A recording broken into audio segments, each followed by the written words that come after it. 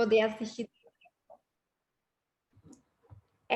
Boa tarde, pessoal. Primeiramente, gostaria de agradecer a presença de todos aqui hoje para a gente bater um papo com o Gustavo sobre Product Discovery.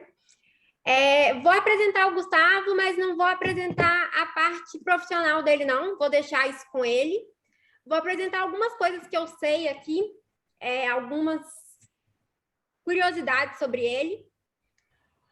Então, vamos lá. Ele já competiu em um campeonato estadual de salto ornamental na Califórnia, já saltou de paraquedas, fez bungee jump, também voou de paragliding, escalou montanha, fez canyon em cachoeiras, caminhou sobre o mar congelado, nadou em um lago congelado, essa deve ser difícil. Já apresentou um painel em um congresso internacional de aves rabina no Panamá, sofreu um sequestro relâmpago, gente, essa tem no Google que eu já vi. Recebeu a homenagem da Marinha Americana, foi espeleologista e já deu nome a uma gruta, já mergulhou em um naufrágio e arrecadou dinheiro para a Cruz Vermelha no Rio de Janeiro. E isso é um pouco do que a gente sabe sobre ele. Quem quiser depois chamar ele aí para bater um papo sobre isso, conhecer mais, ele está à disposição. Vou deixar a palavra com você, Gustavo. Isso aí, beleza. Pessoal, obrigado a todo mundo aí pelo tempo de vocês, né, estar aqui comigo. A Camila já falou um pouquinho aí, né, da minha história aí, de algumas coisas da minha vida. Eu vou falar hoje sobre Product Discovery e a intenção é que seja um bate-papo. Eu, às vezes, vou engrenar aqui, vou começar a falar muito sem parar, assim, mas eu queria falar com vocês têm total liberdade de, a qualquer momento, tirar o microfone do mudo. E, quer dizer, eu não sei se está liberado tirar do mudo, tem que ver. Mas espera. Liberado, sim. Se não tiver, libera. Podem tirar do mudo aí a qualquer momento e perguntar e tirar alguma dúvida, tá? Podem me interromper. A Camila já contou aí algumas curiosidades. Eu acho que isso é para a gente conhecer uma pessoa, né? A gente, normalmente, quando se apresenta, fala do nosso currículo, questões profissionais. Mas para a gente conhecer mesmo a pessoa, o melhor mesmo é sentar, né, tomar um café e tal, e trocar uma ideia, conhecer um pouquinho melhor. Mas falando aí da minha parte profissional, eu sou formado em publicidade, trabalhei muitos anos em agência. Enquanto estava em agência, tive a oportunidade de ganhar alguns prêmios nacionais e internacionais, né? Um que se destacou foi um prêmio da ONU que eu recebi, fui lá em Nova York, né, recebi o prêmio. Fiz uma pós-graduação em cinema, embora nunca tenha atuado com isso, mas mais por paixão mesmo. E trabalhei muitos anos em agência. Em 2010, eu abri uma startup. Essa startup, eu acabei saindo da agência para me focar em startup. A gente chegou a crescer muito rápido. Tivemos escritório em 27 cidades do Brasil, mais de 1 milhão de usuários em pouco mais de um ano. E a startup foi vendida 3 anos depois para um private equity do Rio de Janeiro. Nós fizemos uma fusão com uma outra empresa. Depois disso, eu abri uma empresa de marketing digital e acabei fazendo uma fusão com uma fábrica de software e me tornei CEO, né, e sócio de uma empresa chamada Trigolabs. Eu fiz um curso de inovação e empreendedorismo em Stanford e lá em Stanford foi quando eu comecei a ter um pouco mais de acesso a design thinking, assim, nesse curso. Comecei a me interessar. A gente já fazia algumas coisas dessas, né, na época de publicidade, mas não como metodologia, né, algumas dinâmicas talvez, mas não como metodologia. Então comecei a estudar isso, acabei tendo uma certificação também do MIT de Design Thinking. Comecei a estudar muito design de serviço também, Service Design, sou membro hoje da SDN, que é Service Design Network, tem colegas aí, né, na sala. E recentemente eu tenho me dedicado também a me certificar como conselheiro com foco em inovação. Então, eu tenho 2 certificações, uma pela Inova Business School de São Paulo, que é uma certificação de conselheiro, Trends Innovation, e outra é uma certificação também de conselheiro de inovação pela GoNew, também uma escola de São Paulo. Quem depois tiver interesse de saber um pouco mais sobre isso, me fala que eu conto, mas é muito legal. Bom, mas nessa jornada recente aí de trabalhar com UX, com inovação, com discovery, né, entender as necessidades do usuário, já, né, trabalhei nessas empresas, com alguns clientes, né, como Porto Seguro, claro, Votorantim, BCE, hoje, né, a gente tem BMG, Robson, alguns outros clientes, já fizemos projetos aí com a Fiat também, algumas outras empresas. Mas vamos lá, vamos começar a falar de Product Discovery, né? Primeiro, eu não sei se todo mundo tem familiaridade com o termo, muita gente chama só de, né, Discovery, mas quando a gente fala de Product, muita gente estranha, né? Fala assim, putz, espera aí, Product, né? E quando a gente fala de Product, a gente está falando de produtos ou serviços, né? Hoje a gente tem esse termo de chamar de produtos e a gente tem uma tendência de transformar produtos em serviços, mas a gente usa, né, o termo Product Discovery e quando a gente fala de Product Discovery, é interessante separar Product Discovery do que a gente chama de Product Delivery. E aí tem uma definição que eu acho interessante sobre isso, né? Que quando a gente fala de Product Discovery, a gente fala que o foco é em construir a coisa certa, né? Em inglês, né? Focus on building the right thing. Ao contrário de Product Delivery, que o foco é em construir certo aquela coisa, né? Então, o Product Discovery é aquele momento que a gente tem que entender o que nós vamos construir, né? Não é o momento da construção, é o momento de entender o que a gente vai fazer. O mundo tem mudado muito, muito, né, nos últimos anos. Se a gente for dar uma contextualizada, a gente tinha aí, numa época recente até, que a gente chamava da era da escassez, né? A gente tinha empresas que dominavam o mercado e, né, e o público acabava sendo conduzido. E esse negócio foi mudando. A gente hoje tem uma era da abundância, né? Que os clientes estão no poder. Nós temos visto essa mudança que eu falei de serviços, né? Todo produto começa a virar um tipo de serviço. A gente tem muitos softwares sendo vendidos como software as a service, né? SaaS. Isso traz uma interação com o usuário maior, né? A gente consegue ter uma interação contínua com o usuário, a gente consegue pegar feedback dos usuários enquanto eles usam nossos produtos, para ir melhorando também esses produtos. Então, é importante a gente, né, pensar nessa interação com o usuário e como que a gente pode fazer isso da melhor forma, como que a gente faz esse discovery para nascer o produto da melhor, né, maneira, para que ele se adeque às necessidades dos nossos usuários, né? Agora, nesse mundo que a gente fala da era de abundância, a gente é bombardeado todo dia, né, com um monte de ofertas, né, com, sei lá, um monte de informação. E o que faz os usuários, né, os clientes, o que conduz a nossa escolha? São as experiências, né?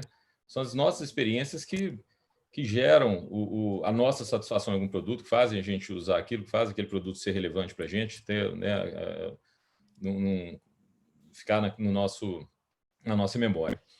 Então é preciso a gente mapear, né, a jornada do usuário, entender as necessidades do usuário, entender o ciclo, né, de vida, Customer Life Cycle, que tem mudado, né, que a gente às vezes fala sobre jornada do usuário, muitas pessoas falam, vamos começar a jornada aqui quando ele compra algum produto, né, e a gente já vê que o ciclo ele é diferente, é um ciclo infinito, né.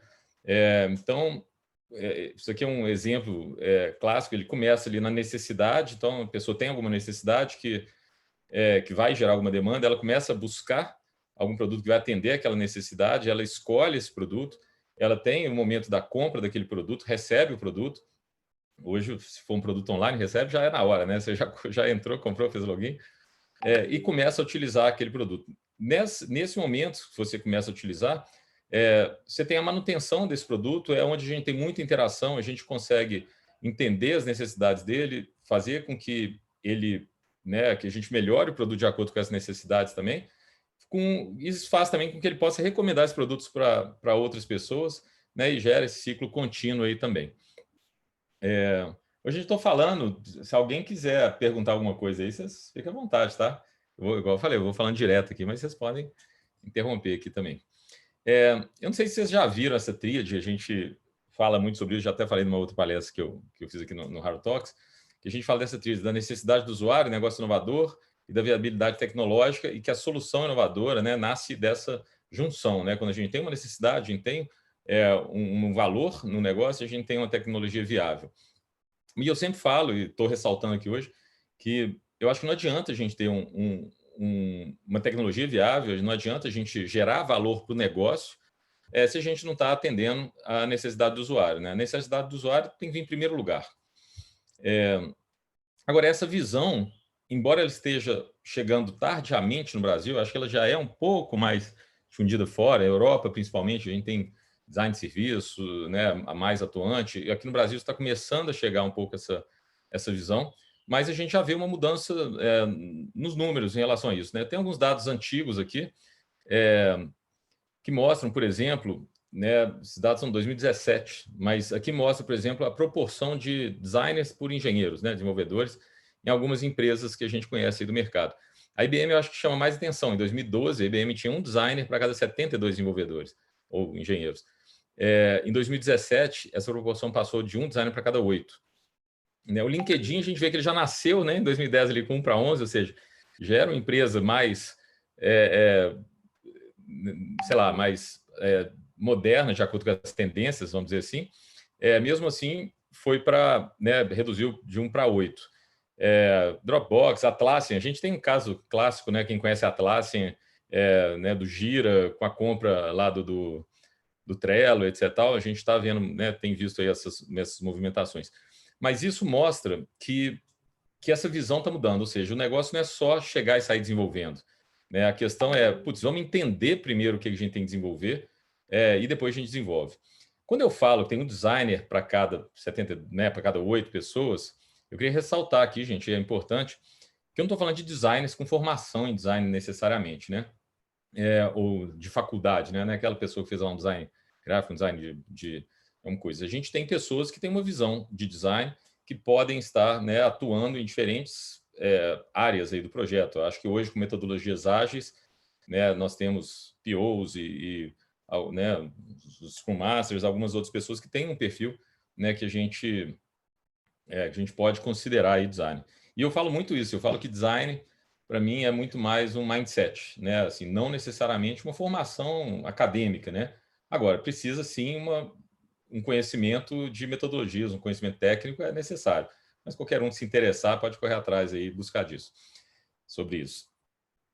Algumas palavras de interesse quando a gente fala sobre discovery, né? Product discovery, design thinking, service design ou design de serviço, né? User experience, UX, user interface, UI, customer experience, metodologias ágeis. Tem o product designer, né, que não está aqui, mas é um termo que a gente está usando muito recentemente. Todo mundo está familiarizado com esses termos aí, com essas ferramentas que estão aí na tela? Alguém tem alguma dúvida sobre algum? Ó, tem um joinha ali, vamos prosseguir, né? Todo mundo tímido, né, gente? Fica todo mundo acanhado aí de ser o primeiro a falar. Depois alguém abre aí, que aí puxa o resto. Gustavo, a Júlia mandou um negócio aqui. Pode explicar melhor a diferença entre UX e UI?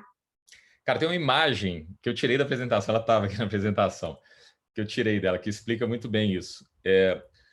O UX é User Experience, UI User Interface. Então, o UI se preocupa com a tela e o UX se preocupa com a experiência.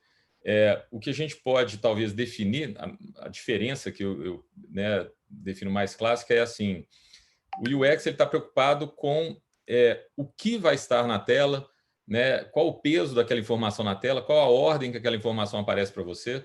Então, imagina um cadastro. Quando a gente pensa num cadastro de um site, simples, tela de cadastro, tá bom.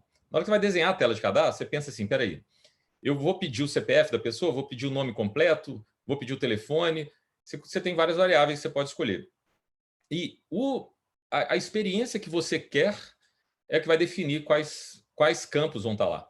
O UI, depois ele vai deixar aquela tela bonita, ele vai pegar aqueles campos e fazer com que aquilo fique de maneira harmônica na tela.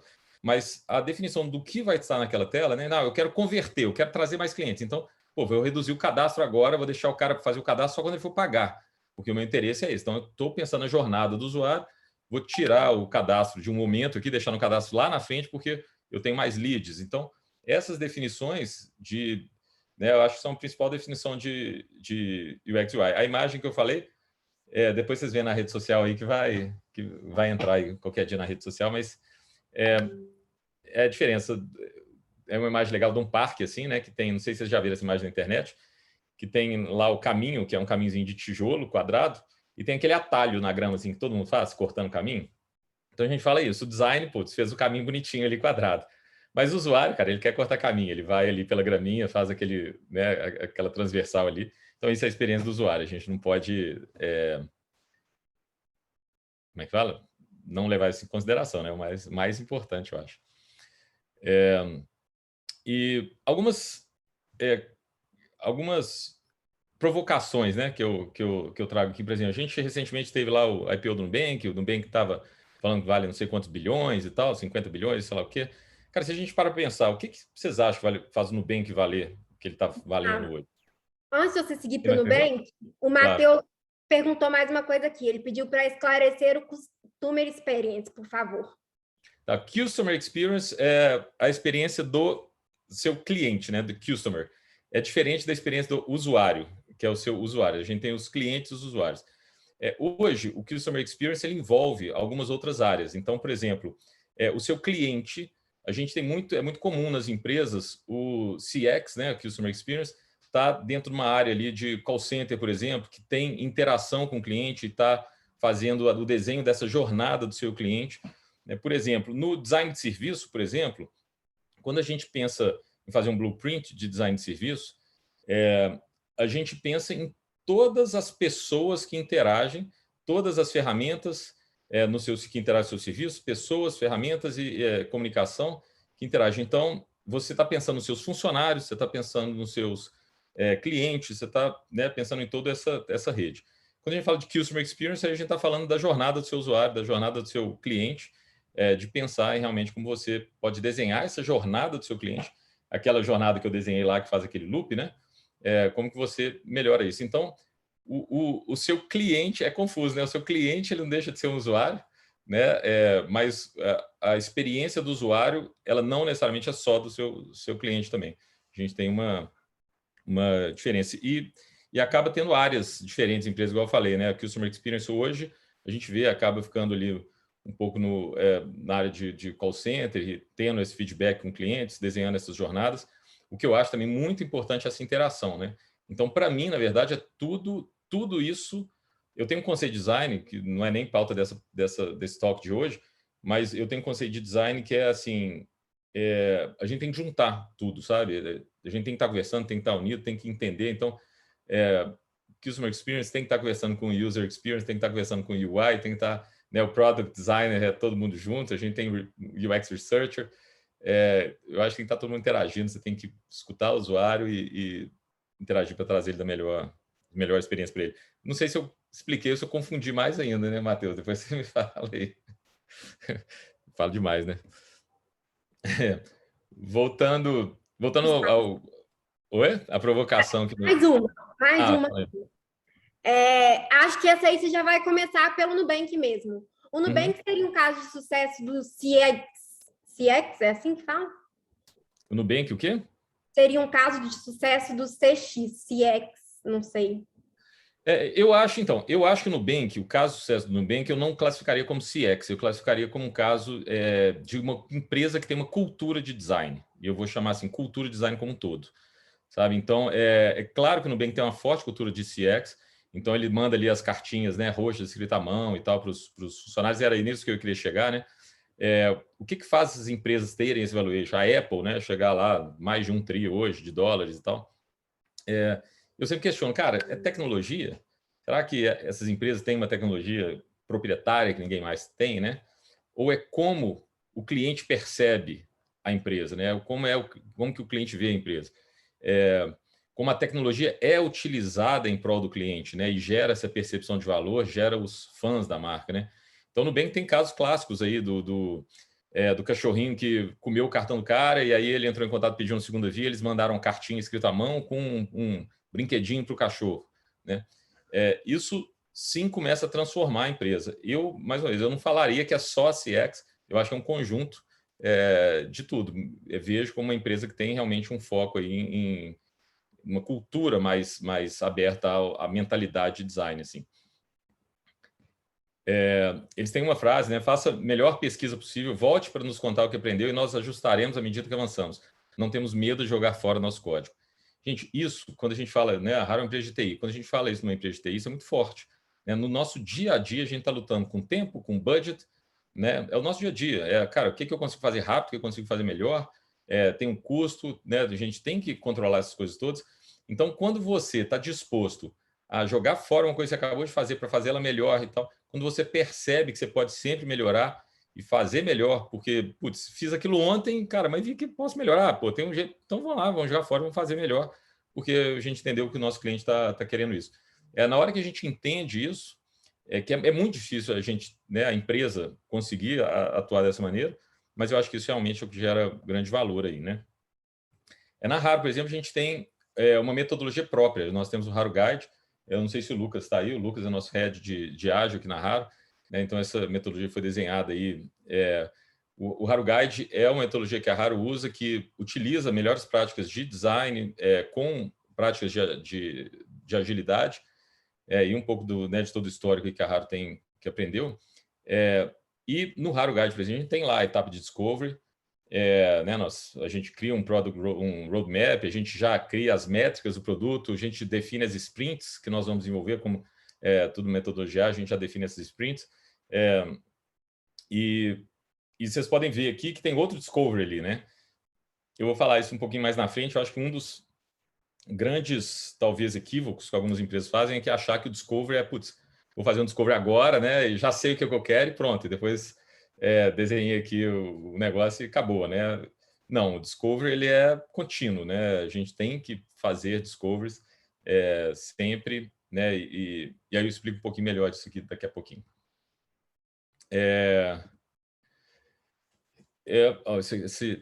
Essa bolinha amarela era para ter aparecido depois, mas assim, como que a gente... Então, a Haro tem a metodologia, que é o Haro Guide, né? Dentro do design, a gente tem também uma jornada aqui de atuação, né? Que a gente passa ali para uma imersão, depois a gente entende a necessidade do usuário, a gente faz um workshop, depois a gente põe a mão na massa para fazer realmente o trabalho, para desenhar ali tela, fazer um UX, a gente faz teste de usabilidade, documenta isso tudo, e depois entra num processo de melhoria contínua, né? E de fazer isso a todo momento. Quando a gente desenha essa metodologias, né, essas etapas, normalmente o que a gente chama de discovery está no começo ali, né, naquela imersão e num workshop inicial que a gente faz para entender. E aí eu ia falar isso. Num projeto longo, por exemplo, quando a gente faz um discovery, um design sprint ou um workshop no início do projeto, a gente consegue ter uma visão macro do que a gente quer, né, uma visão superficial, digamos, um caminho a ser seguido. Né? Com as metodologias ágeis, nós começamos a desenvolver, né, dividimos o desenvolvimento em sprints e vamos entregando, né, valor a cada entrega ali das sprints. Agora, essa visão macro, ela vai sendo aprofundada durante o desenvolvimento. Né? Então, a gente faz um discovery, tem essa visão macro, mas a gente tem um trabalho de UX, UI, de design contínuo durante o desenvolvimento, que é para ir se aprofundando, né, naquelas jornadas que foram desenhadas lá no processo inicial. Né? Quando a gente fala de imersão, algumas etapas mais comuns, né, quando eu falo de imersão, benchmark, focus group, entrevista, análise heurística, né, entre algumas outras. Essas são as que a gente mais conhece. A imersão é um momento que a gente realmente junta o cliente, junta os clientes dos nossos clientes, né, e começa a entender o que eles precisam. O benchmark, a gente começa a fazer estudos de mercado sobre as necessidades do cliente, sobre... as pessoas costumam comparar benchmark com analisar concorrência, né? O benchmark não é necessariamente uma análise de concorrência, você pode analisar uma funcionalidade ou uma necessidade parecida com a sua numa empresa de outro setor, não tem nada a ver com o seu. Né? Tem uma empresa que tem um cadastro super legal. Putz, a minha empresa é de outro setor, mas eu quero ver aquele cadastro ali e fazer um benchmark sobre isso. A gente pode fazer, né, focus group, grupo focal. Então, grupo focal, a gente senta numa sala de espelho, reúne um grupo ali de pessoas, a gente começa, né, a trazer questionamentos para as pessoas e as pessoas começam a dar insights também para o produto. Então, a gente faz o recrutamento de clientes reais, de não clientes também, mas possíveis clientes reais, pessoas com perfil do nosso público. Né? Então, a gente tem como se aprofundar, né, cada vez mais. Isso aqui são exemplos até de um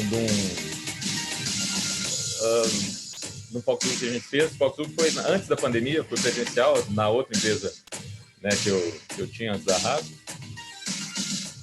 Então, é só um exemplo a gente ver ali como que é serve uma comidinha, fica ali, o pessoal começa a levantar ensaios, a entrar questionamentos. O cliente fica na sala do outro lado da sala de espelho, a gente fica, né, fazendo uma condução ali desse focus group para trazer insights. A gente faz muita entrevista, né? Então a gente começa a conversar com os usuários e eu falo assim, cara, a maior briga é assim, vamos tirar a bunda da cadeira, sabe? Vamos para a rua, vamos conversar com quem realmente é nosso usuário. Não vamos achar que eu já sei e sair desenhando tela, né? Vamos realmente conversar e vamos para lá. Agora, é importante também ressaltar que quando a gente fala de entrevistar o usuário, tem uma metodologia de entrevista, gente. Essa metodologia, a gente analisa um monte de coisas. A gente não analisa só o que o cara fala com a gente. A gente tem uma análise comportamental, tem uma análise, né, muito mais aprofundada que é feita. E um ponto muito importante que eu repito sempre é assim, não basta você fazer o que o seu cliente está pedindo. Você tem que ver o que ele está pedindo, você tem que entender a necessidade dele e fazer o que ele precisa. Se a gente fosse só fazer o que o cliente pede, não tinha inovação, né? Você acha que alguém chegou para o Steve Jobs e falou, eu quero um iPhone, pô, eu quero um telefone sem teclado, sem não sei o quê, e aí ele foi lá e desenhou né? Não.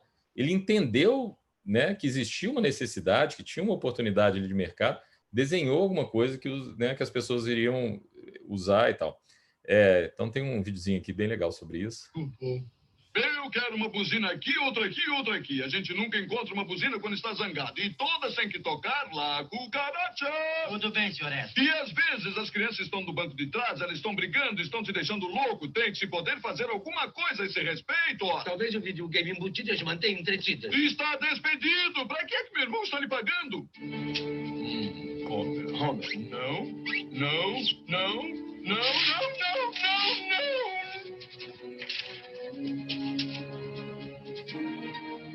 Senhoras e senhores, apresentamos o carro projetado para o homem comum. O Homer! Motores Palmer, motores Camacho. Tchau, tio Herb. Tchau, tio Herb. Tchau, Herb. Puxa, Herb, por minha causa você perdeu seu negócio, sua casa e todas as suas posses. Gente, mas é brincadeira. Mas assim, o que eu quero dizer assim, dá para a gente conversar com o cliente e continuar fazendo bobagem, entendeu? Então, um ponto importante, e eu falo assim, eu vejo isso muito, principalmente quando a gente começa a usar metodologias ágeis, eu vejo isso muito acontecendo, uma confusão entre criar histórias, conversar com o usuário, criar histórias, e isso ser realmente a necessidade do usuário. E isso eu ressalto aqui que é importante a gente prestar atenção nisso, porque muitas vezes a gente segue uma metodologia toda na cartilha, conversa com o usuário fala o que você quer e você vai lá e faz o que ele está pedindo. E às vezes não é isso que ele precisa. Às vezes você fazer o que ele está pedindo, você está continuando um problema que ele tem, né? Mas ele só sabe te explicar daquela maneira. Então você tem que entrevistar o usuário, você tem que se colocar no lugar dele, entender a necessidade dele, mas você tem que entregar para ele o que ele precisa. E muitas vezes ele não sabe o que ele precisa. Então isso é muito importante, porque mesmo seguindo, eu vejo, né? Às vezes, né? A gente vai lá, alguém escreve as histórias, o usuário precisa disso, faz disso, né, na metodologia. E, cara, e às vezes você lê e fala, cara, será? E quando você começa a se questionar e você vai, né, em tentar se aprofundar, às vezes não tá adequado. Então, mais uma vez, aquilo que eu falei, não é necessariamente a pessoa, não tem que ser, não estou falando que tem que ser um designer que tem que fazer isso especificamente, mas alguém que realmente entenda, né, das técnicas para poder se aproximar do usuário, entender, fazer essa imersão, né, e trazer o que a gente acha que é o mais importante para esses usuários. Eu coloquei aqui algumas ferramentas, né, que a gente usa, mas eu vou até dividir vou parar o compartilhamento aqui, dividir uma outra tela com vocês, para mostrar, por exemplo, aqui só um minutinho.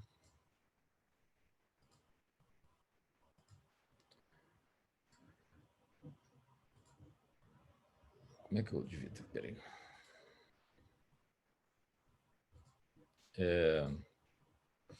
Isso aqui, ó, é uma documentação que a gente está fazendo aqui na Raro.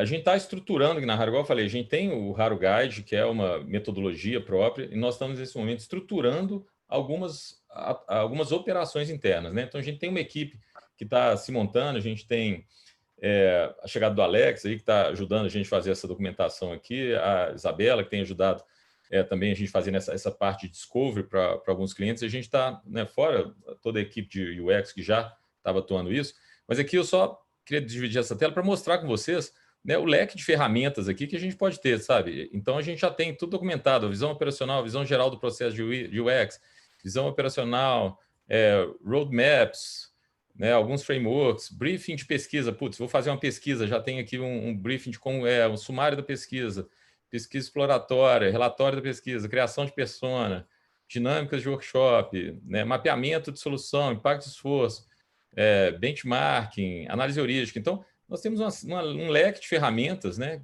que a equipe pode escolher utilizar de acordo com a necessidade. E isso é uma coisa muito importante, porque quando a gente começou, né, a definir, falou, cara, a gente tem que ter um discovery em todos os projetos e tal, uma coisa importante é a gente lembrar que os projetos são diferentes, né? Nós temos projetos gigantes, que, sei lá, vão ficar anos desenvolvendo aquele projeto, e às vezes projetos que... eu tenho que achar a tela aqui para compartilhar de novo com vocês, espera aí. E às vezes projetos que são projetos rápidos. Tem um projeto que eu vou desenvolver o sistema lá em 2 meses. Então, a gente tem discoveries, a gente tem que ter maneiras diferentes de fazer o discovery.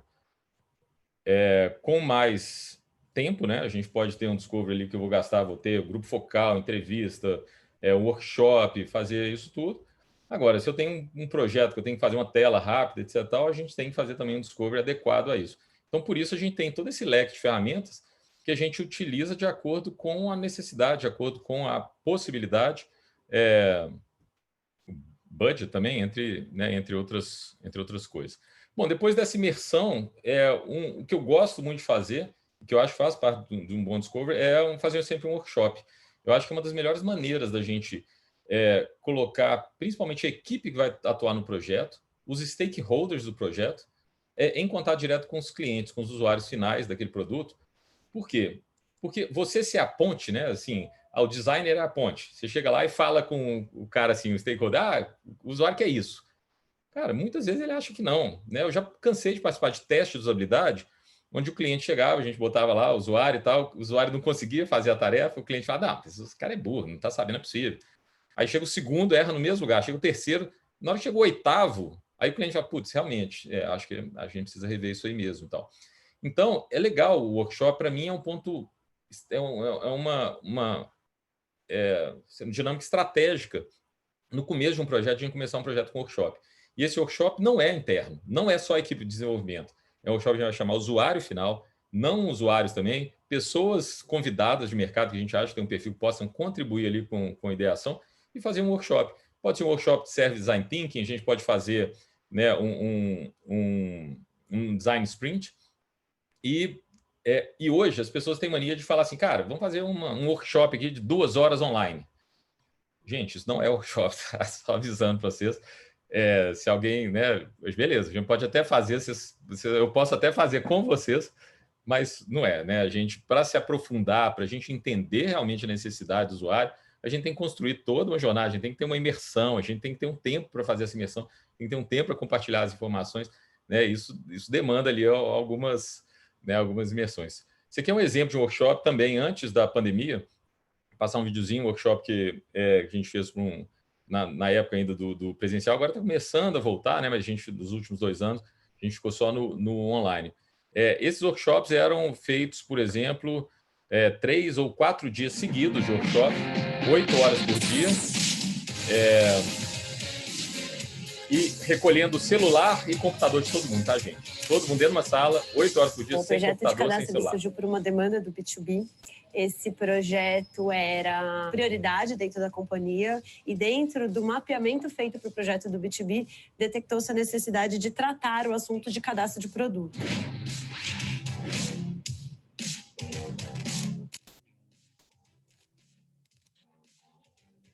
Hoje o objetivo é a gente construir as jornadas das nossas personas, a jornada de um fluxo macro e desenvolvendo algumas telas dessa jornada numa especificação micro de cada um desses campos, trabalhando categorização dos produtos.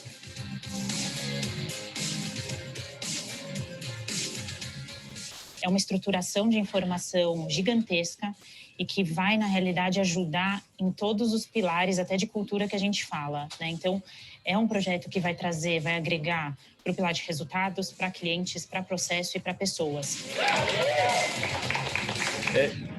Esse depoimento eu acho interessante, gente. Esse foi um projeto também que a gente fez, né? É um projeto da Trigolabs, quando eu atuava na Trigolabs, que eu trouxe, mas da época antes da pandemia, né, digamos assim. Mas eu acho interessante porque, você vê, quando a gente pega o depoimento, a gente está vendo o pessoal falando da cultura da empresa. Ou seja, o workshop ele não é só do projeto, né? Ele não é só aquele, ele ajuda a trazer esse senso de pertencimento para a equipe, ele ajuda, né, a entender o usuário, a você rever aqueles problemas, né, e chegar todo mundo ali num consenso antes do projeto, um alinhamento, sabe, do que a gente está falando, qual que é o roadmap que a gente vai trabalhar, né, macro. Então, assim, eu acho que uma etapa muito importante quando a gente fala de um discovery é ter um processo desse aí. Bom, depois a gente tem outras etapas que eu falei com você, né? Essas etapas eu vou passar rápido, porque eu acho que não é o foco aqui hoje a gente falando de discovery, mas lembrando que são etapas que, né, para a gente poder pegar aquela, né, tudo aquilo que está sendo levantado no discovery e fazer aquilo virar realidade, né? Então a gente tem né, a etapa do mão na massa, então a gente começa a fazer UX, né? Não sei quem conhece o UX, aqui é um exemplo de um protótipo de baixa fidelidade, né? Vai desenhando na mão ali. Esse protótipo de baixa fidelidade vira um protótipo de média fidelidade, você já começa a fazer tudo cinza, e acaba virando um protótipo de alta fidelidade, onde já está, né, uma tela navegável ali. A gente pode fazer style guide, né, do cliente, a gente pode fazer design system, de acordo com a necessidade. É um momento que a gente, de repente, faz a marca, pode trabalhar identidade visual, né, algumas outras coisas do cliente de maneira recorrente. A gente passa depois para uma etapa de testes. Essa etapa de testes ela pode ser feita lá também na imersão, né? Então, assim, vamos começar um produto, às vezes é um produto que já existe no mercado, você pode fazer uma etapa de teste do produto que você já tem para poder, né, ver os problemas, né, daquele teste, ou você pode fazer isso também depois que você já fez a jornada ali, já desenhou algumas telas, já tem um protótipo, você quer testar aquele protótipo com o usuário, você faz os testes de usabilidade também para poder validar aquilo lá. E, às vezes, fazer até um workshop de validação também, quando a gente acha que tem um protótipo desenhado e está definido. Eu gosto, às vezes, de chamar alguns clientes e a gente faz um workshop meio de validação para validar aquilo. A gente tem uma etapa de documentação, né, bota tudo na nuvem, gera, né, os documentos todos necessários para todo mundo ter acesso a isso e ficar uma informação, né? Quando a gente cria conhecimento, isso tem que estar disponível. Não adianta, né, a gente fazer lá uma imersão, uma jornada, desenhar uma persona, putz, e ninguém sabe quem é essa persona, né? Então, putz, vamos documentar isso. Eu mostrei para vocês aquele framework que nós estamos criando na Haro, exatamente para que toda a equipe de desenvolvimento, toda a equipe envolvida no processo tenha acesso a essa documentação, tenha acesso a quem são as pessoas, para quem nós estamos criando, para quem é o produto, quem vai utilizar aquilo, qual a necessidade, quais os KPIs que a gente está buscando, né? Então, isso é importante, essa documentação, para todo mundo estar na mesma página ali, à medida que o negócio vai se desenrolando. E depois melhorias contínuas, que aí é pegar aquilo ali que está no início e continuar aí melhorando sempre, né? Acabou aquele esquema de software, você desenvolveu, está pronto, entregou, né? Hoje a gente tem um conceito de que é um processo em evolução, você está sempre melhorando. E aí a gente tem profissionais, UX, UI, PO, Design Ops, UX Writer, UX Devs, né? Para fazer desenvolvimento aí, colocar, né, montar uma squad para poder fazer isso acontecer. Bom, beleza. Apresentando assim, fica tudo bonitinho. Porra, tem um processo, né? Nossa, que legal. Tudo roda, faz funcionar, maravilha, né? Pô, que legal, vou fazer isso lá na minha empresa e tal, né? Beleza, bonitinho. Tá, mas funciona? Putz, aí é o problema, né? Aí a gente tem um monte de desafios. Só um minutinho. Tá precisando de alguma coisa? Controle do portão da garagem. Não sei, vê no meu quarto, por favor. Mas não sei, não. Gente, se alguém souber onde está meu controle do portão da garagem, vocês me avisam, tá? O pessoal está procurando aqui. Até perdi. Quais são os desafios? Eu falei, putz, está tudo bonitinho quando a gente tem lá tudo desenhado, né? As etapas todas desenhadas e tal. Cara, mas não é fácil, né? Se fosse fácil, não estava nem tendo palestra, a gente não estava falando sobre isso, estava todo mundo fazendo. Os principais desafios que a gente conta: cultura, ou falta de cultura, né? Dependendo de como você vê. Então, cultura das empresas, né? Empresas muito engessadas, não tem essa cultura. Um grande problema que a gente sempre ouve é o prazo. Putz, não dá tempo, cara, não dá tempo, não. Vamos começar, tem que desenvolver, porque tem um prazo, tem que entregar, etc. Putz, mas é aquilo que eu falei, vamos fazer da maneira adequada. Assim, não estou querendo dizer que você tem um mês de desenvolvimento, não vou fazer um discovery de um mês, né? Mas, pô, vamos fazer o que der para fazer para a gente poder conseguir se adequar à necessidade do projeto. Uma coisa que acontece muito, falta de percepção de valor. Tem muita gente, por falta de conhecimento, não entende, né? Não vê esse valor de fazer esse discovery, não consegue perceber a diferença que isso faz. Isso é muito comum. Eu vejo empresas, por exemplo, que tem uma equipe de TI e fala, vou fazer agora diferente, né? Vou fazer ágil, vou fazer design. Aí pega, põe um UX no time. E aí joga um UX de paraquedas no time. Mas não dá autonomia para esse cara, não tem ninguém fazendo discovery, né? Aí o que acontece? Você entra ali num fluxo que era mesmo que você já tinha, só que tem um menino agora que alguém chega para esse menino e fala, desenha uma tela aí para mim com isso, isso, isso. E aí o menino desenha a tela, esse menino tem um cargo de UX, e todo mundo acha que, putz, era para estar um negócio totalmente diferente, mas ninguém mudou o processo, né? Todo mundo botou um cara de paraquedas ali, tá falando o que ele tem que fazer. Esse tipo de coisa não vai mudar. Então, essa falta de percepção de valor, muitas vezes é porque está sendo aplicada da maneira errada, está sendo aplicada da maneira equivocada, e aí você não tem realmente uma percepção de valor. Falta de definição de processos e responsabilidades. Isso também aí no ágil tem que ser trabalhado, né? Putz, quem é o responsável? Como que é a equipe? Como é que é a estruturação da squad? Quem vai fazer o discovery? Quem vai fazer research? Né? Tem um UX research? Como que o PO interage com esse cara, né?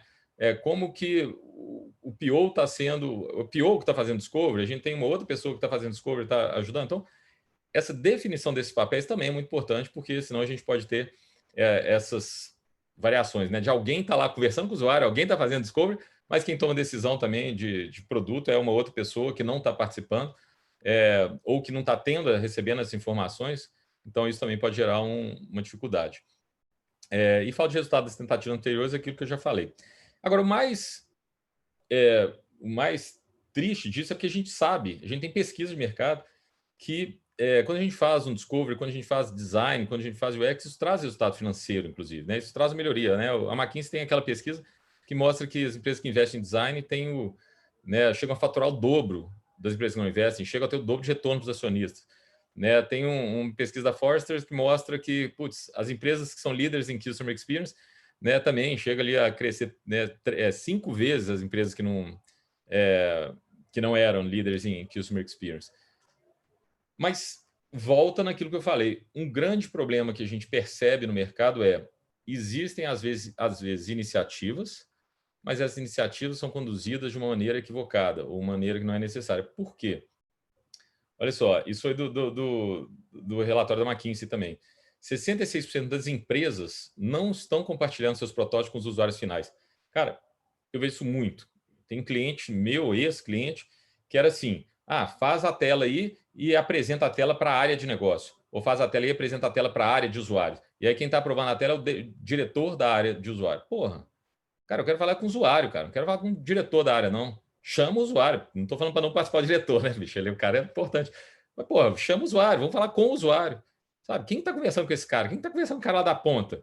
É muito comum a gente começa num discovery, num projeto novo, e a empresa fala, não, mas é um projeto confidencial, a gente não pode, vamos fazer interna. Porra, então é reunião, não é um discovery, não é, né? É uma reunião, igual você sempre fez. Só que aí você põe post-it na reunião e está achando que está fazendo uma coisa diferente. 50% das empresas não consideram os usuários antes de desenvolver seus produtos ou serviços. É pior ainda, ou seja, não é nem que não mostram, né, os protótipos, nem consideram. Agora, um dos fatos mais relevantes para mim dessa pesquisa é isso aqui, 95% dos líderes de design sentem que não podem tomar decisões objetivas e estratégicas. É aquilo que eu falei. Não adianta ter uma pessoa fazendo se essa pessoa não tiver autonomia para definir, né, o roadmap ali do negócio. Então, se quem está fazendo o discovery, quem está desenhando esse roadmap, quem está conversando com os usuários, quem está entendendo a necessidade, quem está participando, se esse cara não tem autonomia, se na hora que ele fala, acho que tem que ser assim, chega top-down lá e fala, cara, não é do jeito que eu estou falando aqui, faz esse outro negócio aqui que para mim é mais importante, e acabou, é uma empresa que não tem a cultura de design, não valoriza, né, esse trabalho, não vai valorizar essa imersão, não entende o valor do discovery, e, consequentemente, não vai ter isso refletido no seu produto lá na frente, né? Aí é o que separa a gente das empresas unicórnios, das empresas que crescem, e das empresas, não estou falando das empresas que, se você não fizer isso, você dá mal, né? Mas é a maior parte das empresas do mercado que é isso. E isso gera esses dados de mercado. 42% das startups morrem porque trabalham em produtos sem necessidade de mercado. 7 em cada 10 produtos não são validados quando chegam ao mercado. Então, falta realmente a gente conversar mais com o nosso público, nossos clientes, né? Um outro problema que eu falei, já citei ele, mas tem um desenho dele aqui, é quando a gente fala de metodologias ágeis, né? Ou em algumas fábricas que a gente desenha, né? o discovery ali no início e depois um monte de sprint de desenvolvimento, né? Então o pessoal faz orçamento, coloca lá, põe um designer aqui no começo, 1 mês de design, cara, e 2 anos de desenvolvimento, né? Só com desenvolvedor. E o que a gente já sabe é aquilo que eu falei, olha, lá no início é uma etapa muito importante, mas você tem uma visão macro do caminho. Agora, a visão dos detalhes do caminho, né? A cada curvinha que você vai fazer é durante o desenvolvimento, isso é cíclico. E você tem que refazer esses processos de maneira contínua, são ciclos. Você tem que refazer o discovery de maneira contínua, né? Nesses ciclos.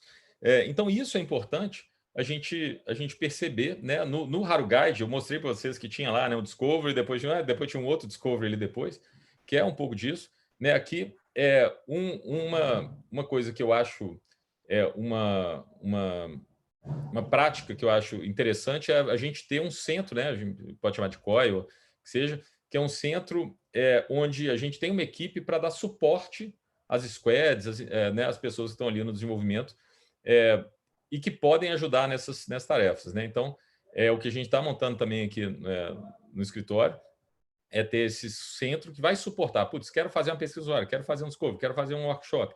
Tá bom, a gente tem um núcleo aqui que vai te dar suporte independente de qual projeto você esteja, qual cliente você esteja, né? E qual etapa do processo para a gente poder fazer isso. Então, o ideal que eu acho, né, mesmo que a gente trabalhe em ágil, ter um suporte lá em cima, né, um centro de excelência que vai garantir, né, sei lá, design system, pesquisas, né, vai definir os OKRs, KPIs e fazer esse discovery. Mas toda squad também, além de ter além de ter lá os devs, tal, ter um product designer, ter o PO, ter um UX, né, em cada squad, para se aprofundando nessas jornadas também, além desse suporte que a gente tem lá de cima. Tem uns cases antigos aqui, né, de alguns projetos assim que eu participei, que eu trouxe, só para a gente ver assim, alguns resultados que a gente pode ter com isso, né? Então, teve um projeto que eu fiz, né, para a Solera, que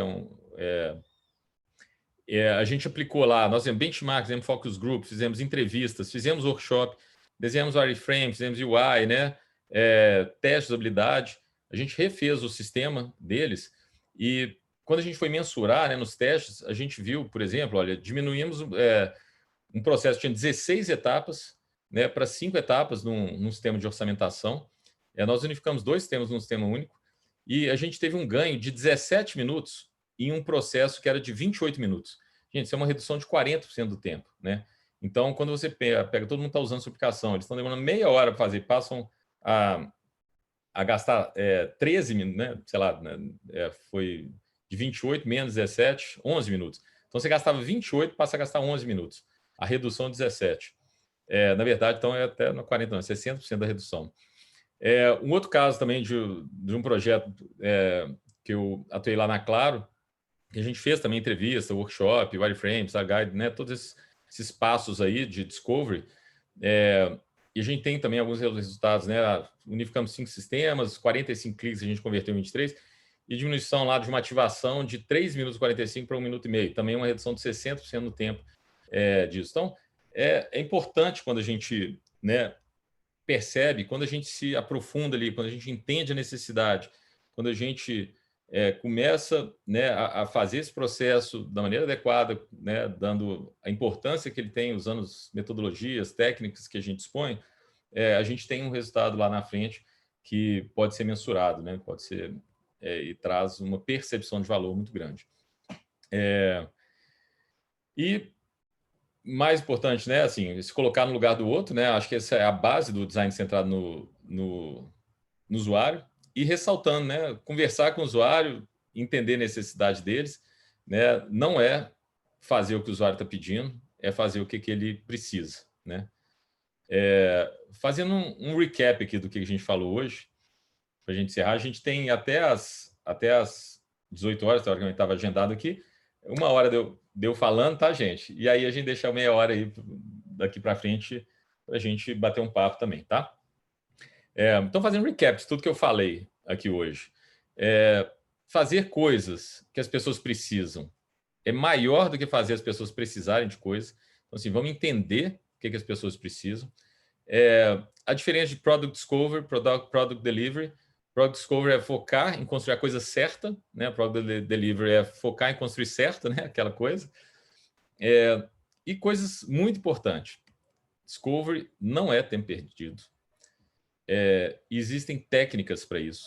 Então, assim, eu acho, mais uma vez, eu uso uma expressão que é whatever design. Eu acho que a gente tem que usar o whatever design. Então, assim, gente, não tem ninguém que saiba fazer, mas tem um cara interessado que quer puxar, conversa com o usuário, deixa o cara puxar, vai lá, vamos puxar.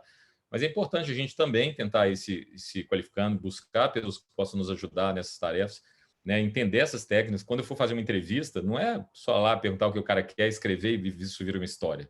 Sabe? Não é assim, isso pode dar problema, né? Isso pode dar errado. Você já vai fazer os carros do Homer lá na frente, né? Porque existe uma grande diferença entre o que o usuário pede e o que ele precisa. E, gente, faça pelo menos um workshop, né? Assim, é aquilo que eu falei lá, né? Eu de vez em quando tenho birra desses workshops que a gente faz de 4 horas online, né? Porque a gente vê uma diferença. Quando a gente, né, agora, pandemia, tudo bem, a questão de presencial ou não, é uma força maior, né, da pandemia. Mas eu vejo muito os clientes falando o seguinte: você chega lá, vamos agendar um workshop, 3 dias, né? Aí o cara fala, cara, não, é impossível reunir. Pô, peraí, você quer o diretor com o presidente? Não, é impossível uma agenda para reunir esse pessoal aí, uma reunião de mais de 3 horas, né? Isso é o que a gente mais escuta. Quando a gente marca o workshop, todo cliente fala, cara, não tem jeito de arrumar a agenda dessa pessoa.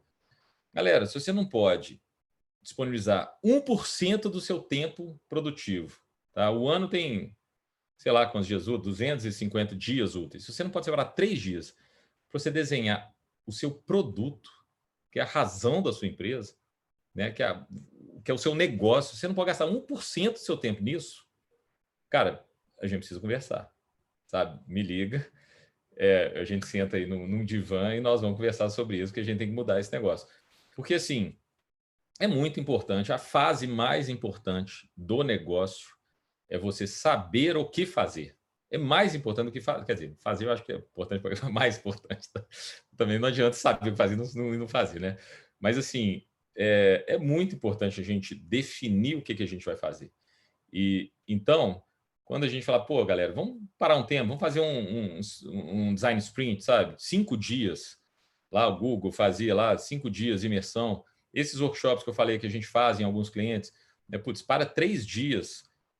Gente, 3 dias full time, sem celular, sem computador, focado para juntar as pessoas, entender o que a gente precisa e fazer a melhor solução possível. Desenhar, entender o que esse cliente quer, o que esse cliente precisa.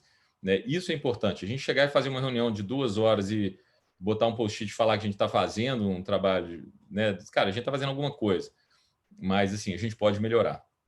Né? Então, e para finalizar, uma pílulazinha de inspiração, para falar que um monte do que eu falei com vocês, não sou eu só que estou falando. You've got to start with the customer experience and work backwards to the technology. You can't start with the technology and try to figure out where you're going to try to sell it. And I've made this mistake probably more than anybody else in this room. And I've got the scar tissue to prove it. And I know that it's the case. And as we have tried to come up with a strategy and a vision for Apple,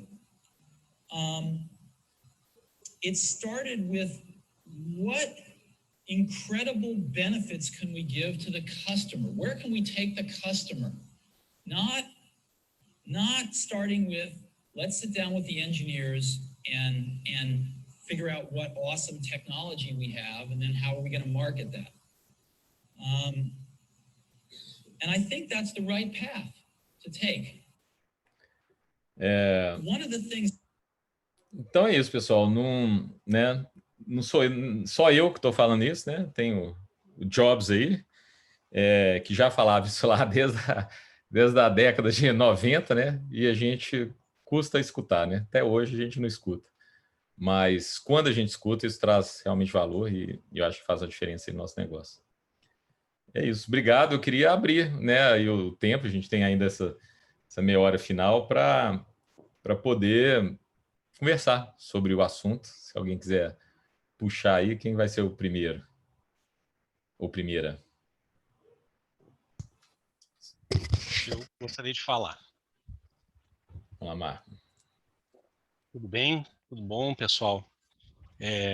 Na verdade, eu queria contar uma história, assim, da época que eu estava estudando, e tem muito a ver com o que a gente viu hoje, eu vou contar de maneira geral. Na verdade, a gente tinha uma professora de laboratório de programação, e a gente notava que os guris, né, todo mundo fazia os programas para si mesmo, né? A professora pedia, faça um programa que some 1 mais 1, né? E aí o primeiro trabalho que o cara apresentou era uma tela preta com um cursor piscando. Tipo, aí ela meio que meteu o pau no cara, assim, né? Já deu no meio do cara. Bom, e o que eu tenho que fazer? E o guri assim, não, professora, somar 2 números, né? Sim, mas e aí? Não, mas aí o cursor, a senhora digita.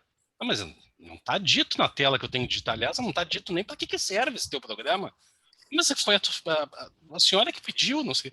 Então, quer ver, o entendimento desse meu colega, né, de que eu não tinha entendido que, na verdade, ele não estava só resolvendo o problema, ele estava fazendo um programa, né, e que esse programa ia servir a alguém. Na verdade, e aí a história que eu queria dizer é que a informática, né, de uma maneira geral, aliás, a informática é um meio, não é um fim.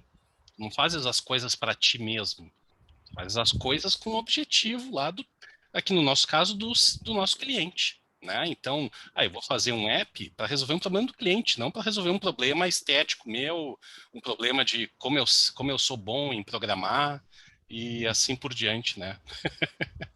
É isso aí, obrigado. Não, isso que você falou é importantíssimo, né? É o que a gente chama de, quando a gente faz alguma coisa que é intuitiva, né? Digamos assim.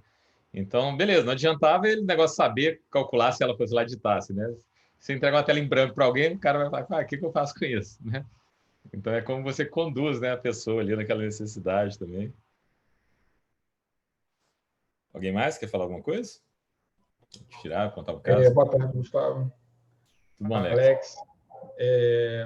Eu tenho uma pergunta com relação a nossa atualidade, né? A gente está em constante evolução e a gente já viu que a internet ela teve uma primeira fase, a gente está numa segunda fase, passando para uma terceira fase, né? Web 1, 2 e 3, né? Como é que você vê o Product Discovery nesse ambiente de Web 3.0, com novas tecnologias e tudo que pode agregar, não só para o cliente, mas principalmente como é que as empresas vão se portar dentro desse cenário, dentro dessa perspectiva? Legal, Alex.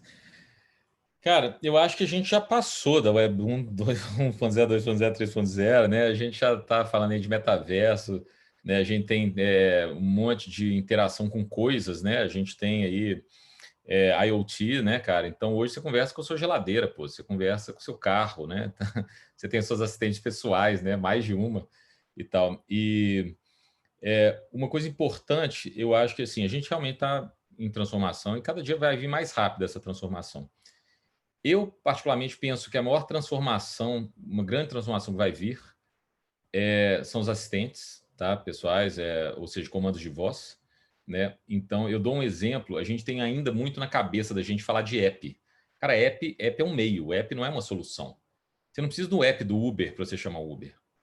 Sacou? Se você tem uma Alexa, você fala, Alexa, chama o Uber para mim, ela chama. Você não precisa do app mais, né? Você precisa do serviço, você precisa que aquilo aconteça, né? E isso a gente vê cada vez mais, eu acho que vai mudar.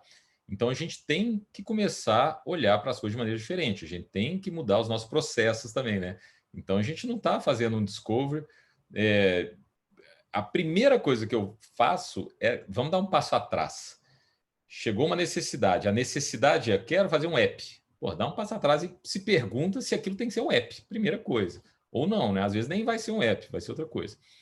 Sempre levando uma das coisas que eu acho mais relevantes quando eu falo desse assunto, que é, cara, nunca usar tecnologia por tecnologia. Então, eu falei aqui de assistente virtual, falei de metaverso, etc. Cara, isso deve ser usado com parcimônia, né?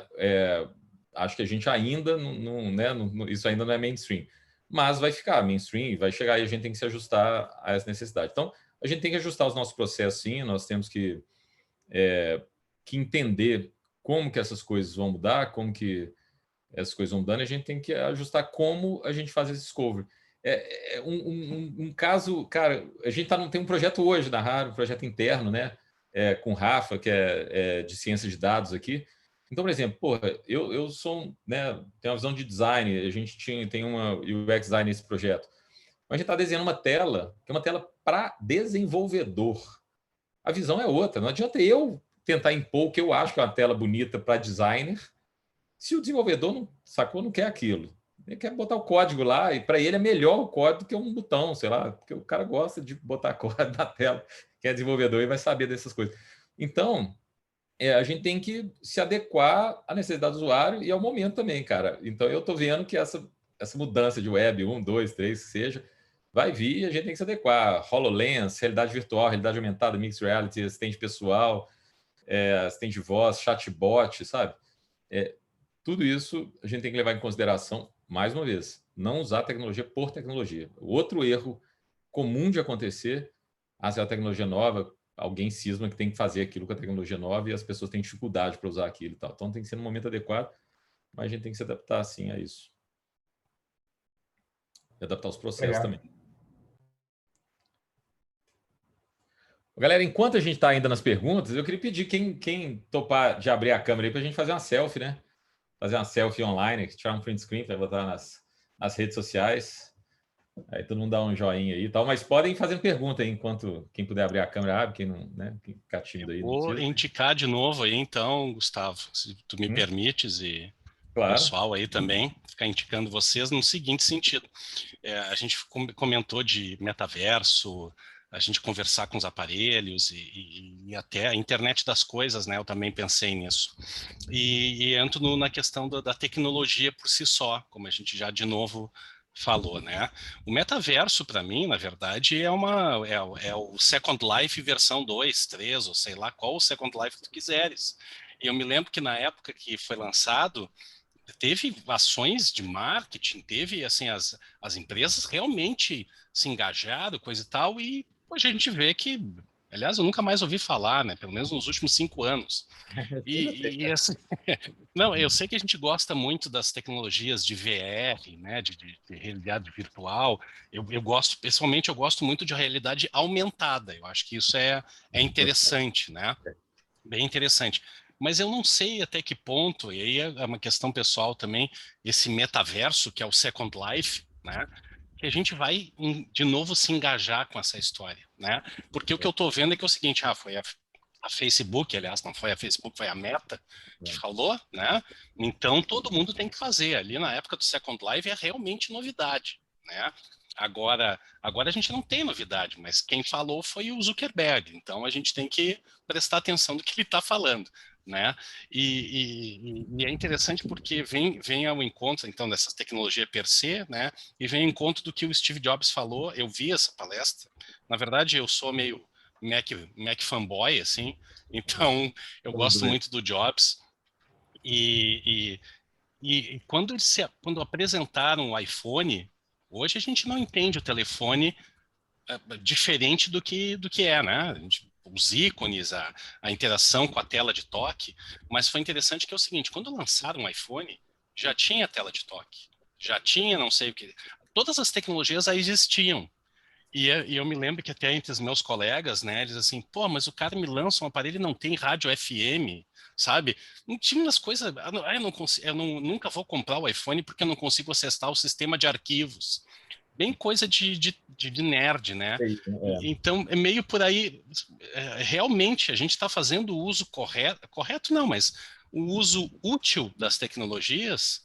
Será que, assim, eu preciso mesmo que a minha geladeira fale com o supermercado para comprar, sei lá, uma alface, um tomate e uma costela minga, né? Será que eu realmente preciso, por exemplo, Alexa, né? Tem gente que gosta muito, eu pessoalmente eu sou meio ludita, vamos dizer assim, mas eu vejo muito importante, por exemplo, uma aplicação muito importante com pessoas que têm deficiência visual, né, com deficiência de mobilidade, né? Pô, olha que sensacional, né? Ter um assistente pessoal, né? Mas então fica essa provocação aí. Será que a gente usa tecnologia? Será que a gente precisa da tecnologia, primeiro de tudo, ou dessas tecnologias, né? E se a gente usa a tecnologia de uma maneira útil, né? Ou se a gente só quer mostrar que a gente é bom, que a gente pode fazer, né? Só para completar, o último caso era, não sei se é verdade ou mentira, mas diz que os Estados Unidos, na conquista da Lua, né, eles demoraram anos para desenvolver uma caneta esferográfica que funcionasse em gravidade zero, né? E que os russos, na verdade, usaram lápis. Né? Então, fica aí minha provocação. Obrigado, pessoal. Não, quando a gente fala de inovação, eu acho que você colocou aí, cara, super relevante. Eu concordo com tudo que você falou. Só que eu sempre fico me questionando uma coisa, cara, que é assim, pô, eu já fiz projeto de realidade virtual. Gente, eu na época que eu era publicitário, em 2008, eu fiz um anúncio de realidade aumentada em 2008. Tinha gente aqui que estava nascendo, né? Assim, nessa época aí. Há 13 anos atrás, eu já estava lá fazendo anúncio de realidade aumentada e tal. Eu acompanho muito tecnologia, gosto muito, mas é isso, a gente tem que entender a hora das coisas. Quem aqui já comprou alguma televisão 3D?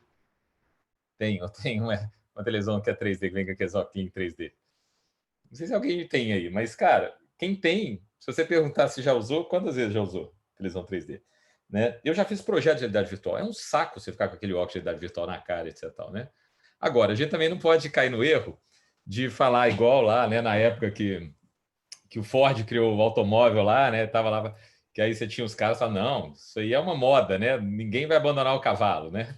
Então a gente também não pode entender. Então eu tenho visto, eu acredito muito que realidade virtual, com os óculos que a gente está acostumado hoje, não é prático, né? Mas com a tecnologia, na hora que for uma lente, for um óculos, for um chip implantado na cabeça, a gente está mudando de uma outra visão. Então tem um passo aí da tecnologia que eu acho que pode permitir isso.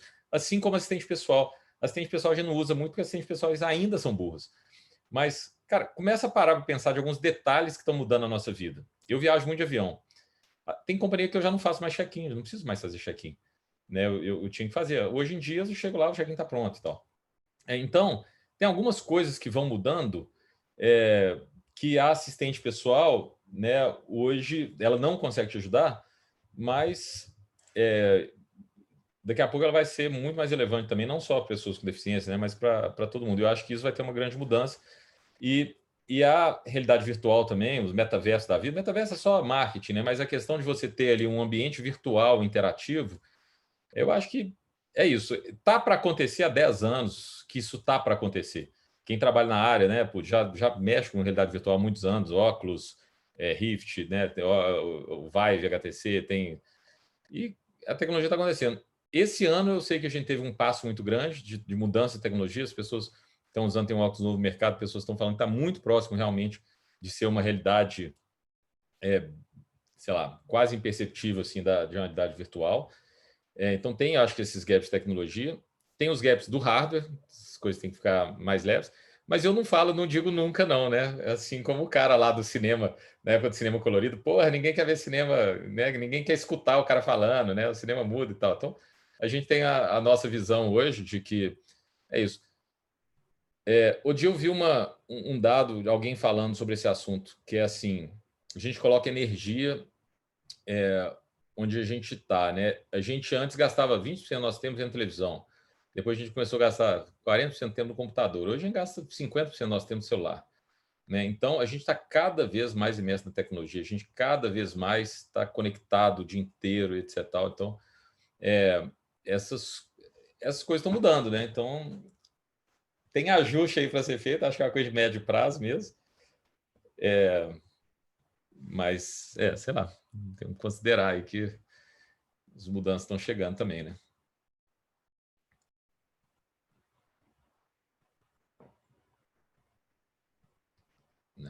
Alguém mais?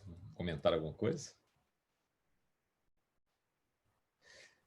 Bom, acho que falando um pouco de necessidade, Gustavo, não sei se você conhece o caso de mapa de metrô, de como surgiu essa história toda, se você quiser contar. De cabeça eu não lembro, não. Não, pode falar. Não, mas a história é que, se você for perceber, o mapa de metrô ele não é um mapa que ele está em escala, ele não condiz com a realidade, de fato, da linha do metrô. Ele se assemelha muito a uma placa, né, de eletrônico, né, de um board eletrônico. E a história foi justamente essa, porque lá no começo do metrô, o pessoal tinha um mapa que era 100% acurado do que era da superfície, de onde... Então, mostrava até as árvores que tinha saindo da estação, mas as pessoas não precisavam saber disso, porque elas estão debaixo da terra, não precisam ver se tem uma árvore, se tem um rio, se tem um prédio.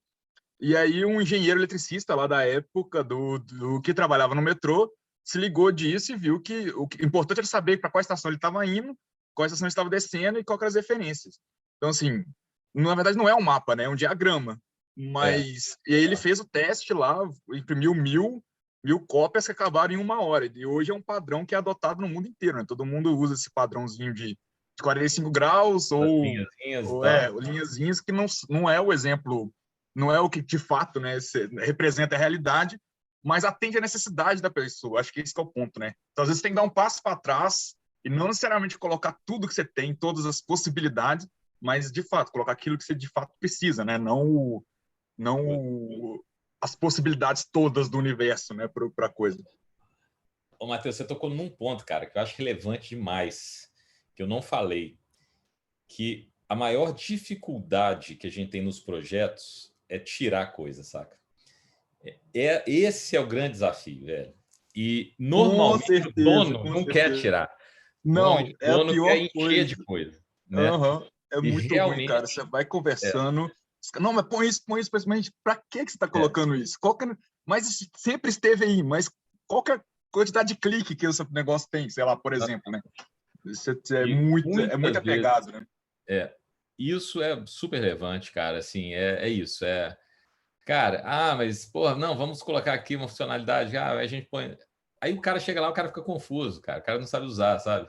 Hoje eu estava dando. Eu tô como conselheiro de uma empresa, uma startup, os caras são muito bons. E hoje a gente estava conversando sobre isso, assim, sobre foco, sabe? Porra, mas a gente vai colocar as funcionalidades aqui disso, daquilo e tal. Cara, peraí. O usuário não vai perder o foco, não fica um negócio confuso. Tem um videozinho, depois quem quiser dar um Google aí, cara, no YouTube, dá um YouTube aí, uma busca, tem um videozinho que era assim, se a Microsoft tivesse desenhado a embalagem do iPod. Um vídeo 20 anos atrás, da época do iPod mesmo, primeiro iPod, né? E a Apple tem aquelas embalagens todas brancas, né? Tipo, com branca, packshot e um carinha legal. E aí tem um vídeo muito legal. E aí o cara põe lá, não, põe texto legal, põe isso, põe aquele negócio super poluído, assim, né, cara? E esse eu acho que é o maior desafio. A gente teve um projeto aqui na rádio de um cliente, que no início do projeto eu falei com o cliente, falei, cara, o seu maior desafio vai ser convencer né, o dono da empresa aí, o seu chefe, de que ele não pode dar isso tudo aqui para o usuário. E aí foi interessante um case de uma startup que eu conversei, uma startup que analisa maré para falar que horas o navio pode entrar no porto, tá, gente? Então, cara, isso é um negócio super complexo, tem meteorologia, o cara mede o tamanho da onda e tal, e assim, o navio, dependendo do porto, ele tem uma hora certa que ele pode entrar. E navio custa não sei quantos bilhões, ele não pode encalhar ali no porto, fode, né, muito prejuízo e tal. E aí os caras tinham uma tecnologia que eles puseram um monte de sensor e tal, e eles tinham um relatório, velho, gigantesco. E aí o relatório falava assim, qual a velocidade do vento, qual o tamanho da onda, qual não sei o que. Aí você fazia uma análise daquele relatório para você saber que horas que o navio podia entrar ou não. E aí eles mudaram, cara, a tela. E a tela era só assim, tinha um horário do dia, uma linha do horário e tinha pontos vermelhos e pontos verdes na linha. Sacou? Pô, então entre 2 e 3 está verde, entra. Sacou? Entre 3 e 4 tá verde, não entra. Acabou, velho. Você não precisa saber o tamanho da onda, você não precisa saber a velocidade do vento, você não precisa saber de mais nada. Eu quero saber que horas que eu posso entrar. É isso. Né? Então, isso é a dificuldade. Por quê? Porque na hora que a sua empresa é uma empresa tecnológica, que você tem a informação da velocidade do vento, você tem a informação da altura da onda, você tem a informação da maré, você tem informação pra caralho, você quer que todo mundo saiba que você é foda, que você tem isso tudo. Né? E você quer colocar ali, você quer dar ao cara a possibilidade de ele mexer numa coisa ou na outra. Cara, mas você fode o cara, sacou? Então, ele precisa disso, né? Essa é a questão. Ele não precisa saber disso. Exatamente. Em alguns casos, você pode até dar um painel de Venced para o cara, se ele quiser, né? Sei lá, fazer essas coisas. Mas essa decisão são as decisões mais difíceis de serem tomadas normalmente em projetos. Que é isso. O cliente, às vezes, quer um negócio... se você oferecer uma coisa simples, ninguém aprova normalmente, mas às vezes é o que o cliente precisa, assim. É muito mais simples. Então, esse ponto que você falou, cara, é importantíssimo. Né? E, galera, tem mais 10 minutinhos aqui, né? Não sei como é que está o tempo de vocês, eu já estava programado aqui até às 6. Alguém mais? Estou vendo que tem uns bate-papos aqui, se eu não estou vendo os bate-papos, vamos ver.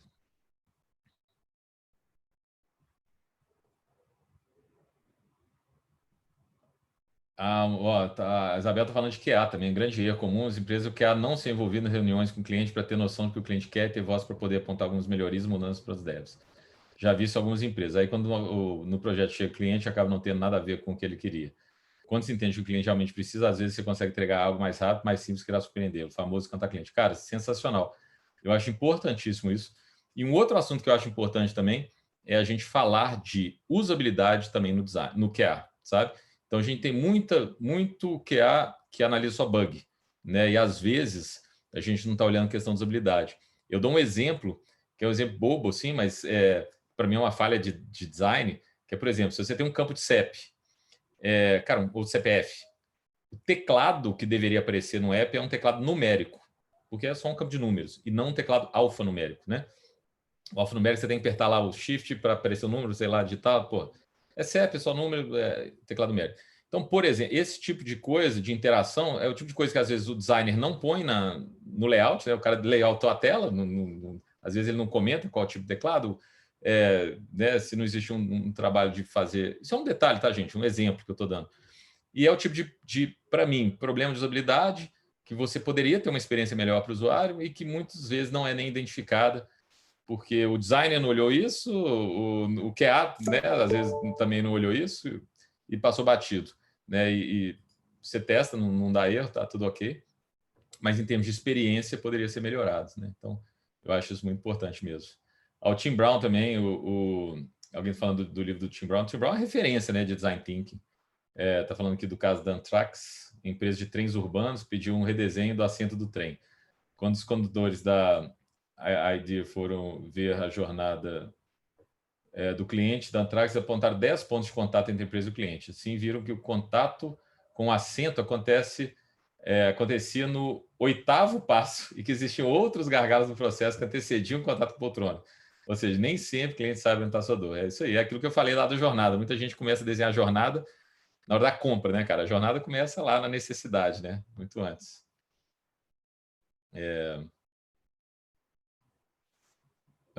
Eu li um livro, a Júlia falou, li um livro há alguns anos, que acho que é quase uma bíblia do Product Discovery, 4 Steps to the Epiphany, trata mais especificamente de startups, abriu muito a minha cabeça a importância do processo Discovery. Ô, Júlia, não conheço, cara, esse livro não, mas legal você me falar, vou procurar. Em relação aos clientes atuais, como tem sido a quebra do paradigma cultural para entrar com essa abordagem? Gente, isso é o mais difícil, tá? O mais difícil é a cultura, né? Então, assim, a Haro é uma consultoria, então, por mais que eu queira, que eu tenha a visão, que eu entenda que eu possa entregar muito valor, né? Quando a gente atua da maneira correta, muitas vezes a gente não consegue, a gente tem realmente que vencer, né, isso. Eu acho que grande parte do nosso trabalho, e é um trabalho que eu espero poder melhorar aqui na Haro, é que a gente possa empoderar os nossos clientes para que eles consigam mostrar isso dentro das suas empresas, né? Então, como que eu ajudo a pessoa? Quem é que está responsável pelo discovery no projeto de um cliente meu? Eu tenho que ajudar esse cara para que ele consiga demonstrar o valor disso para o board da empresa, para a diretoria, para os superiores e tal. Então, muitas vezes, as pessoas que contratam a gente até tem, muitas vezes as pessoas não têm a visão, muitas vezes têm a visão, mas dentro da empresa não tem essa percepção de valor, né? A squad sem design, né? São as coisas mais comuns e o mais difícil é mudar esse mindset mesmo do cliente, né? Acho que é o mais complicado. Então, é o que a gente está fazendo. O Raro Guide é uma tentativa de começar a fazer isso, ou seja, a gente já começa com metodologia própria, então, a gente está lá fazendo desenvolvimento squad, a gente vai fazer um discovery, a gente vai fazer isso. Então, é uma maneira da gente fazer isso, através dos projetos que a gente consegue atuar com o Raro Guide, e também com conversa mesmo, conversando com os clientes, tentando, né, aproximação, tentando oferecer, né, vamos fazer um design e tal, às vezes mostrando alguma coisa mesmo, né, sem estar contratado ou vendida, mas que a gente acha que pode ser melhorado também.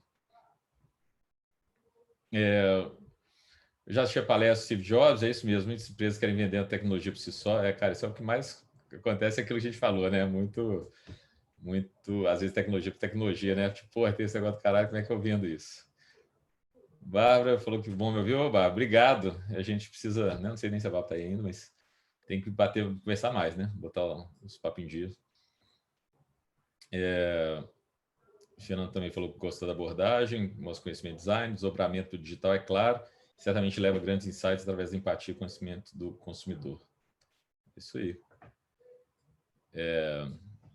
Alguém mais, pessoal? Tem uns minutinhos aí para a gente trocar ideia, pô. Aproveitar, né? Esses momentos, eu acho que são super, para mim, pelo menos, são ótimos, né? Para troca de conhecimentos.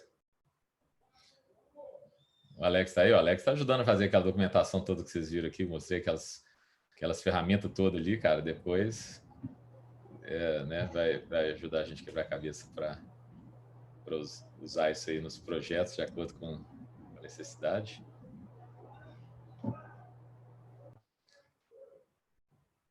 Mais alguém?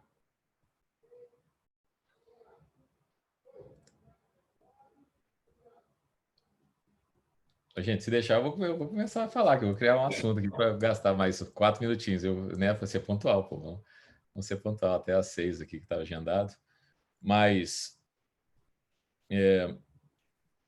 Eu acho, Gustavo, que você falou da questão, acho que mistura dois assuntos aí, que é da questão da cultura e do que você falou, por exemplo, do QA chegar e ter a proatividade até, né? De falar, pô, você não colocou aqui, o designer não colocou a definição aqui, o PO também não escreveu a história, enfim. Que um teclado para um CEP, por exemplo, devia ser numérico. Eu acho que ainda tem muito disso, né? Das pessoas serem muito linha de produção. Então, chegou a definição para mim aqui, eu faço do jeito que tá, por mais que eu perceba que aí vem, acho que vale para o dev, para o QA, para todo mundo, né? Ter essa ownership, né? De chegar, pô, ok, o cara esqueceu de colocar aqui, mas é óbvio que deveria ter colocado. Mas acho que ainda não tem muito isso. Eu acho que, assim, uma cutucada aí nas squads todas, no geral, né? Da galera... Pô, eu acho que a squad é isso, né? Você levantar a mão na hora, pô, cara, você esqueceu aqui de colocar, eu tô fazendo aqui, mas na próxima você lembra e tal. Eu acho que ainda a mentalidade do pessoal de TI, no geral, e eu tô falando de dev, de QA, de próprio PO, ainda é muito assim, né? Muito de cada um no seu quadradinho, acho que... E aí entra nessa questão da cultura que a gente está falando também, né? Não é só a cultura do design das cabeças, lá os caras não deixam, né?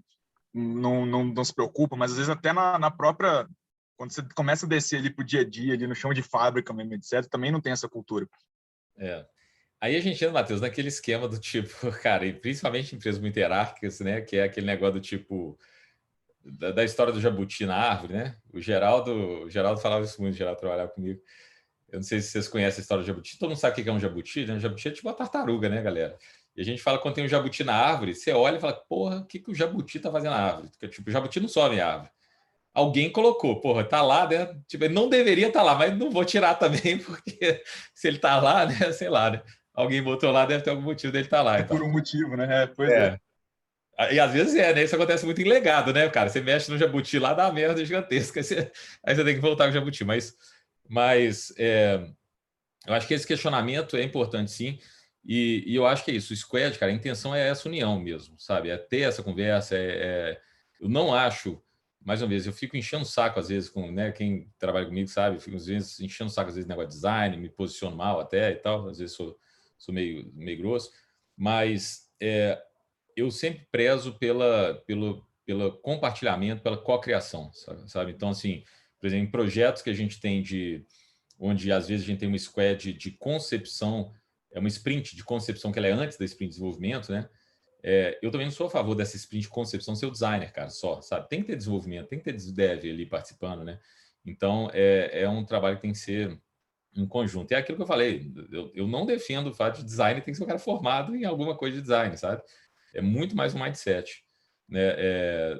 Que permite isso, assim, essa visão. Então, esse compartilhamento eu acho importante mesmo, essa troca de informação, né? A gente falou ali, alguém perguntou sobre CX, né? Customer Experience. Então, são essas trocas aí que permitem que a gente entenda melhor a necessidade, faça um negócio melhor. Acaba que é necessidade de todo mundo, né? Eu vou te ditado falar mais ou menos isso. Ele dizia que certas coisas são tipo jabuti em árvore. Ninguém só sabe como chegou lá, mas todo mundo sabe que uma hora ele vai cair. Tem isso também, né? Uma hora cai. O que você ia falar, Matheus? Estava lendo aqui, sim. Não, só ia falar isso. Acho que a cultura do design é isso. Todo mundo faz parte, né? Não só o designer, mas o dev também tá, o QA. Acho que a gente tem que compartilhar isso mais. Só concluindo mesmo o raciocínio. Legal. Eu tô vendo o Matheus Barreto. Viu, Matheus? Pô, saudade de você, cara. Não sei se você tá aí ainda. Fala, mestre. Também, tô aqui sim. Bom demais. Tava escutando as histórias aí, lembrando de algumas que tava junto, né? O Matheus já trabalhou comigo vários desses cases aí que eu falei com vocês e tal. Mas é isso, eu acho que a mensagem que foi passada, e eu sou um cara de tecnologia, apesar de valorizar demais o design, né? Mas a questão de entender que a tecnologia é uma ferramenta e um meio, né? Enquanto o design é a definição do quê? De tudo. Qual que é o problema? Qual que é a solução? Qual que é o caminho? O que que eu sei, o que que eu não sei, né? Então, encontrar esse equilíbrio acho que é um grande segredo, né? É isso. Esse eu acho que esse é o desafio, né? E eu vejo isso um desafio maior ainda quando a gente está seguindo uma metodologia e tem alguém conversando com o cliente, mas não tem a visão do design. E aí a gente tem gente de tecnologia que tem uma visão e tem gente de UX, às vezes, que não tem experiência também, né? Então, assim, mais uma vez, depende da pessoa, depende da visão. Claro que as técnicas ajudam, né? E o conhecimento ajuda, né? Mas essa curiosidade e essa necessidade de entender ali, né? Beleza, galera. Chegamos no tempo aqui, vou ser pontual. Queria agradecer aí todo mundo, né, por essa 1h30 hoje em dia, né? A correria que a gente está. Então, eu sei que é um tempo precioso. Muito obrigado aí a todo mundo aí pela presença. E é isso, valeu. Vamos encerrando aqui. Obrigada, Gustavo. Camila. Muito legal. Muito obrigada a todos presentes hoje. Boa tarde, boa noite para vocês. Valeu. Pessoal. Tchau. Boa noite.